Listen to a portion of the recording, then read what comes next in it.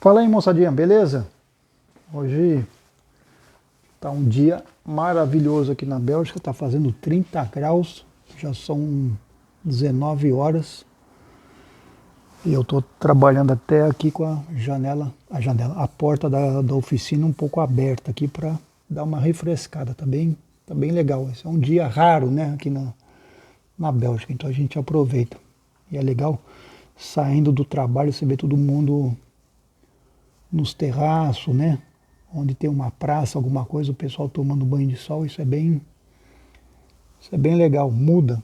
Eu tenho a impressão que quando tá um tempo bom aqui na Bélgica, dá a impressão que está num outro país, assim, muda completamente, você vê que o pessoal fica até mais sorridente com o tempo bom, porque esse ano foi está sendo um ano bastante difícil aqui, com muita chuva, realmente muita chuva, teve muita gente que perdeu casa aqui, um pouco como aconteceu no sul do Brasil, né? Lógico, guardado as proporções, mas a coisa também tá bem chata aqui, né? A coisa tá difícil. Então vamos lá, vamos falar um pouco de motor, que o canal é feito para isso, principalmente para falar um pouco de motor. Então, desde que eu coloquei o carburador no Dodge, eu andei só 2 vezes e tudo voltinho aqui no quarteirão. A última vez que eu andei no Dodge, eu até fiz um videozinho lá que eu postei, né, no canal, no Refúgio dos Motores. E eu não fiz absolutamente nada, eu só coloquei o carburador, não fiz nada, não regulei nada. E olhando hoje aqui, eu vi que o nível da cuba do primeiro estágio estava muito baixo, e aí eu acabei de regular. Para isso eu fiz uma ferramenta especial aqui, que nada mais é que como se fosse uma chave de fenda, mas uma chave de fenda bem larga, e eu aproveitei e fiz em bronze, assim não tem perigo de estragar nenhum componente do meu carburador que entre em contato com essa chave. Eu gosto muito de trabalhar realmente bem, sem forçar, sem fazer risco, sem danificar nada, né? Eu acho que é uma maneira de respeitar a mecânica, né? Respeitar o trabalho, né? O nível estava muito baixo, tá? Realmente estava muito baixo. Deu para ver, esse carburador tem um visor em vidro e como se fosse uma janela redonda, e o nível tem que estar exatamente no meio. E eu não estava tão baixo que não dava nem para ver o combustível. E é por isso que quando eu andei com o carro, andei bem devagarzinho, sem acelerar. Justamente para não ter perigo de dar uma falta seca, né? Uma falta de combustível, que isso é muito ruim para o motor, né? Então, quando o motor está falhando, não precisa ficar insistindo em fazer ele funcionar falhando. Vai para a oficina e conserta o problema, regulariza o problema, né? O motor não é feito para ficar andando falhando. Isso é muito ruim para o motor. Então aqui o motor não falha nada, mas apesar disso, o nível estava muito baixo. E em torno de 4 milímetros. Então 4 milímetros é muita coisa. Então quer dizer que o nível do combustível em relação ao tubo de emulsão está 4 milímetros mais baixo. Então assim, a tua mistura está longe de estar o ideal, entendeu? Então assim, a primeira coisa que a gente faz num carburador é o nível de boia, o nível de cuba. É a regulagem que a gente chama de regulagem de base. Tem que estar perfeito. Você tem que ter certeza, tem que pegar o manual de instrução do carburador e tem que colocar isso realmente perfeito. Outro detalhe super importante é que o combustível tem que estar perfeitamente limpo, né? Não pode estar contaminado com água, não pode estar contaminado com outro combustível e não pode estar sujo. Então tudo tem que estar muito limpo. E terceiro, mais importante, é a pressão de combustível. A pressão de combustível é muito, muito importante. Tanto no carburador, quanto injeção de combustível. Seja ela mecânica, seja ela eletrônica. Eu vou fechar aqui a porta da garagem. Por que a pressão é tão importante? No caso do carburador, a minha pressão vai condicionar de uma certa maneira o volume que a minha bomba de combustível está debitando. Se eu colocar uma pressão muito alta, provavelmente eu vou estragar a agulha. Ela vai ficar submetida a uma pressão muito alta e se a pressão for muito alta, ela não vai nem conseguir vedar e o nível da minha cuba vai aumentar e o meu motor vai ficar desregulado. Se eu tiver uma pressão muito baixa, provavelmente o meu débito de combustível não é suficiente, então não vai conseguir manter o nível da minha cuba, que deveria ser constante, mas na verdade, na prática, o nível da cuba não é constante, tá? Ele varia, só que ele tem que variar entre um máximo e um mínimo que fique sempre dentro dos padrões de funcionamento do carburador. Isso é super importante.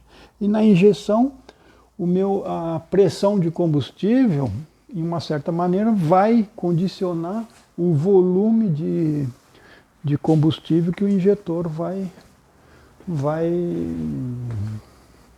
debitar, né?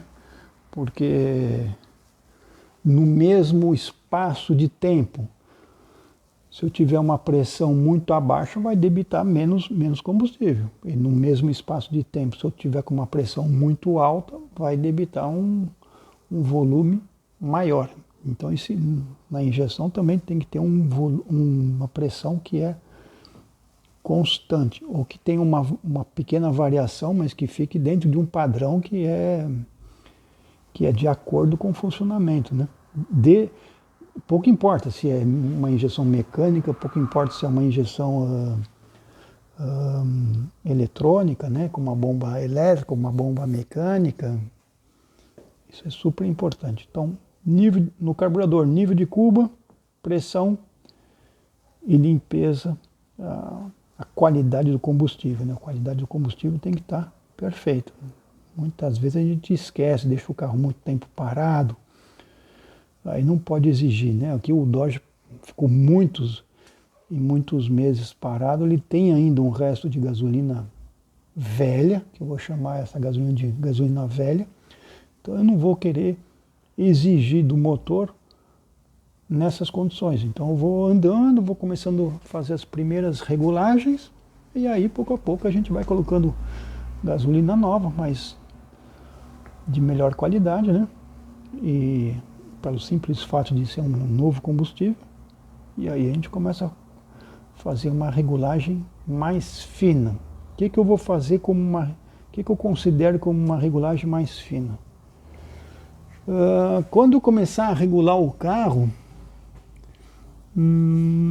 eu tenho um local aqui para colocar uma sonda lambda, mas eu nem preciso realmente dela, porque eu tenho um equipamento aqui no meu motor que é o melhor equipamento que existe em termos de ver a qualidade da mistura. A única coisa que tem gente, infelizmente, que não presta muita atenção nesse detalhe, e tem gente que não acredita muito, tá? Que é a vela. E tem um amigo meu que é um grande preparador, que ele sempre fala para mim: André, a vela nunca mente. Isso é uma grande verdade, tá? Em compensação, uma sonda de temperatura de gás de escapamento ou uma sonda lambda, ela mente, tá? Ela mente por quê? Porque você corre o risco de fazer uma série de erros durante a tua leitura da tua sonda lambda. Isso eu vou dar mais detalhes, tá? Eu vou falar mais sobre isso. O que eu posso falar para vocês aqui é que eu vou pouco a pouco regular o carro, aí eu vou colocar um analisador de gás, como é que fala? Eu esqueci o nome em português. O aparelho que vai medir os gases de escapamento.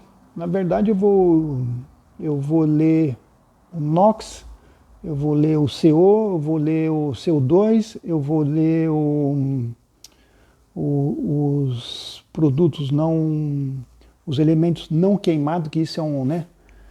Isso é um elemento muito importante, né? Que eu vou ter um valor em ppm, né? Partículas por milhão. E junto com o analisador, analisando os gases, ou José Pri parler em português, não sei mais falar em português. E com esse, aqui em francês a gente fala um aparelho 4 gaz, né? 4 gases. Eu vou analisar, está saindo os gases de escapamento junto com um vacômetro, ou um depreciômetro, né? Um vacômetro, acho que em português o mais correto é vacômetro. E os dois juntos, mais a leitura da vela, me dá já um bom valor. Como é que eu vou fazer isso? Eu vou fazer uma leitura, eu coloco a sonda lambda lá atrás, que aí fica fácil, tá? Porque colocar a sonda lambda aqui no coletor de escapamento, eu não estou muito afim de fazer isso, porque para fazer uma leitura corretamente precisa ter mais informações nas quais eu não tenho pelo momento. E é isso, eu vou fazer um vídeo falando sobre isso. Em compensação, se eu colocar uma sonda lambda portátil na saída do meu escapamento, está longe de ser o ideal, mas já me dá uma pequena noção, principalmente para um motor assim que é muito pouco preparado, não é um motor, eu não tenho uma alta potência específica, né? Aqui é um motor 7,2 litros em torno de 300 cavalos, talvez até tenha um pouco mais, mesmo que ele tivesse 400, mesmo que tivesse 500 cavalos, mesmo com 500 cavalos não preciso me preocupar muito com a minha regulagem, porque eu sei o que eu estou fazendo, eu não corro risco, não vou começar a acelerar o motor feito um louco, nas escuras. Eu vou fazendo sempre etapa por etapa. Eu vou andando, vou acelerando tipo 1.500 rotações por minuto, testo, vejo como é que funciona, depois talvez eu vou a 2.000, depois 2.500 e talvez isso com 50% de abertura da borboleta do carburador, depois eu vou subindo em rotação do motor, sempre na minha gama de rotação do motor. Esse motor é um motor que vira 6.000 rotações por minuto, tá ótimo, com uma margem de segurança de 500 rotações, então eu posso ir até 6.500, se eu quisesse, mas 6.000 tá muito bom, e aí eu vou pouco a pouco, até chegar uma hora que eu vou acelerar a abertura total das 4 borboletas e eu vou até 6.000 rotações por minuto. Mas até chegar lá tem muita coisa para ser analisada. E eu tenho que ver se a minha mistura está pobre ou está rica. Na minha marcha lenta eu preciso muito observar as partículas por milhão, ou seja, são todos os resíduos da minha combustão que não estão sendo queimados. Isso é muito importante. E eu vou utilizar esse valor, junto com a sonda lambda e junto com o vacômetro. Por quê? Porque a partir do momento que eu tiver o valor de depressão, que é o mais alto, junto com o valor de partículas por milhão, o mais baixo, essa é uma ótima regulagem, tá? E um valor de sonda lambda que está legal. Como eu estou na marcha lenta, eu posso talvez ficar em torno de 0,25, de 0,95 até 1, por volta de 1 na marcha lenta. Valor lambda, não é a AFR. Eu não uso a AFR, só uso valor lambda. Porque ele está na marcha lenta. E em plena, o motor em plena carga, eu vou utilizar, no caso da gasolina 98, vendida aqui na Europa, mais especificamente aqui na Bélgica, eu vou usar um valor de sonda lambda de 0,87. Esse é o valor que eu utilizo. Se fosse um motor turbo, aí eu iria usar em torno de 0,84, tá? 0,82 já é muito rico, já praticamente sai da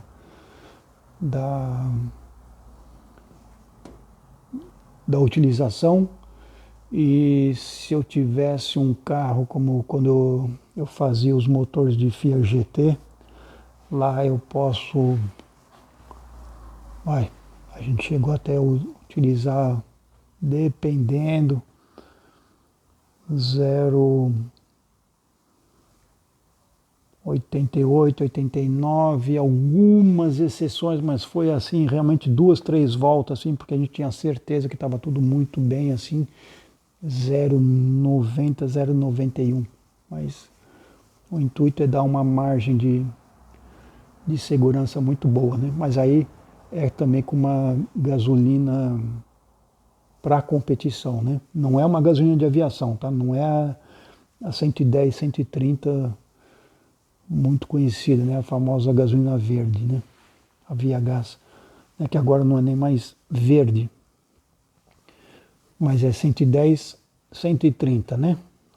110, um valor teórico de 110 octanos com mistura pobre, 130 com mistura rica. Aqui o Dodge trabalha com uma gasolina que tem tudo quanto é posto, de 98. Então é isso, pessoal. Esse é as primeiras ideias. Sem contar o seguinte, que eu esqueci de contar, que quando você começa a fazer essa regulagem mais fina, a regulagem vai apurando. No caso desses motores mais convencionais, o meu valor de avanço de ignição para cada regime de rotação já está definido, tá? Então isso, e não é porque a gente tem esses distribuidor antigo que não dá para mudar o perfil do avanço. Dá para fazer muita coisa, só que dá um trampo, tem que colocar numa bancada especial e dá um baita trampo, né? Mas eu vejo muita gente que fica trocando de distribuidor, que fala que tal distribuidor não dá, mas dá para fazer. Não vou falar que dá para fazer milagre, mas dá para fazer grandes mudanças. Mas aí você tem que fabricar você mesmo os contrapesos. Às vezes você fabrica até a base, né, do carburador, que vai servir de guia, né, para o avanço dos contrapesos e tudo. Mas dá para fazer alguma coisa bem legal. Eu já fiz bastante isso e fica realmente muito bom. Mas é lógico que você chega, vai na loja e dá para comprar um que às vezes fica até mais barato, porque já está feito e tem distribuidores convencionais modernos hoje que possibilita bastante regulagem. Tem uma marca que tem até um certo sucesso aqui na Europa, que dá até para regular com o carro andando e dá para regular através do celular. É bem legal. E quando você olha por fora, tem uma cara bem convencional, assim. Então isso é bem legal. O mais importante é fazer pouco a pouco. Quando você está regulando um motor, o melhor é sempre fazer um passo de cada vez, porque assim você aprende o que essa mudança teve de benefício e teve de inconveniente. Isso é super importante, tá? E no caso dos carburadores, dependendo do tipo de carburador, o giclê de marcha lenta vai ter uma influência na marcha lenta e num regime intermediário, tá? E às vezes mesmo tipo a 120 km por hora, 130 km por hora, quando você está acelerando só um pouquinho, está na casquinha, tá na autoestrada, está viajando assim, nesse momento ele tem uma influência bastante grande, porque você está andando, mesmo que a rotação do motor esteja relativamente alta, o motor não está sendo submetido à carga. E a carga do motor é proporcional à abertura do teu acelerador e à condição de trabalho que o motor está fazendo naquele momento. Então, se você está na autoestrada, você pode ter um motor de 500 cavalos, mas você está a 130 por hora, você está só a tipo 2% de abertura, 3% de abertura do pedal do acelerador, da borboleta do carburador, você está... A lâmina da borboleta está de cara com o furo da marcha lenta, está de cara com o furo da progressão. Então a tua marcha lenta está funcionando ainda, mas não está funcionando perfeitamente porque a tua borboleta está já um pouco aberta, a tua progressão está funcionando e a dosagem na progressão, a dosagem de combustível durante o período de progressão é muito aleatório e o sistema principal está começando a funcionar, mas ele está longe de estar trabalhando de uma forma ideal. Então, geralmente você está trabalhando com uma mistura pobre e rica, fica andando pobre e rica, pobre e rica. Você olha o valor na lambda, às vezes fica bem difícil de interpretar. Mas se você chegar aí, desligar o contato, encostar o carro, tirar a vela, você vai ver em que estado que está a vela. E, como diz meu amigo, a vela nunca, nunca mente. Mas a sonda lambda pode te induzir a uma falsa leitura, tá? Basta você ter já uma entrada de ar que você não diagnosticou no sistema de escapamento, a tua leitura vai estar falsa, não vai estar correta. O pessoal usa muito, principalmente em competição, né, uma sonda de temperatura. Sonda de temperatura pouca gente sabe usar, tá? Dá para contar no dedo da mão as pessoas que sabem usar. Primeira coisa, que tem um ponto bem específico onde está lá a sonda. E quando você trabalha com sonda de temperatura, escapamento, você tem que saber com exatidão, de preferência no centésimo, a distância que tem da tua sonda de temperatura, de escapamento, até o eletrodo central da vela. Já para fazer essa medida já não é fácil, e principalmente o quanto que a sonda está dentro do tubo de escapamento. Isso são valores realmente muito, muito importantes. Então, de novo, estou dando não estou aqui para ensinar, só estou dando e conversando alguns pontos que eu acho que é legal, que é importante, tá bom? Agora eu vou acabar de desmontar o rádio do Dodge. Falou, moçadinha, tudo de bom para vocês e uma boa quinta-feira, final de quinta-feira aí, né? Também, aqui já tá de noite. Abraço aí para todo mundo aí. Se inscreve aí no canal, pô. Refúgio dos Motores. Falou!